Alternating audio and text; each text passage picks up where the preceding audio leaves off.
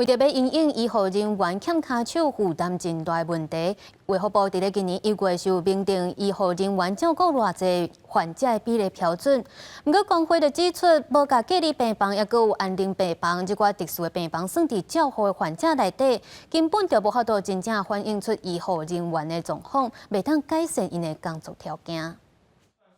特殊病床要算数，功能人力要删除，功能人力要删除。台大省大病院工会参立委化口号，批评卫福部的护病比计算方式有问题，美化数据。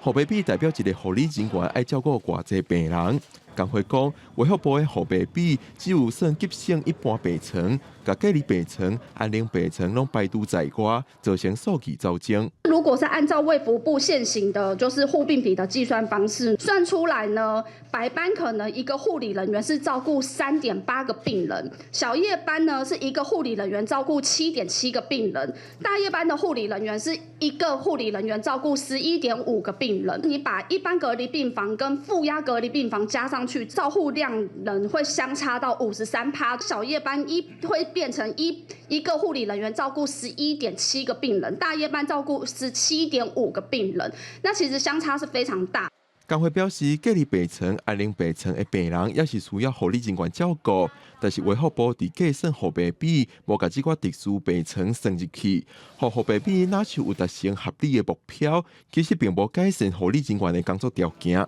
在医院的病房有2大类，一个是一般急性病房跟特殊病房。那目前的政策是针对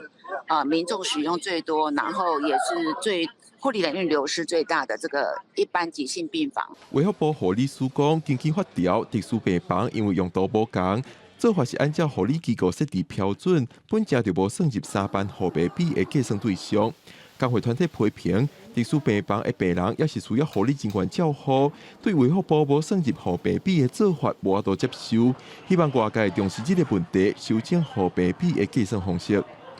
记者龚李玉凯台北报道。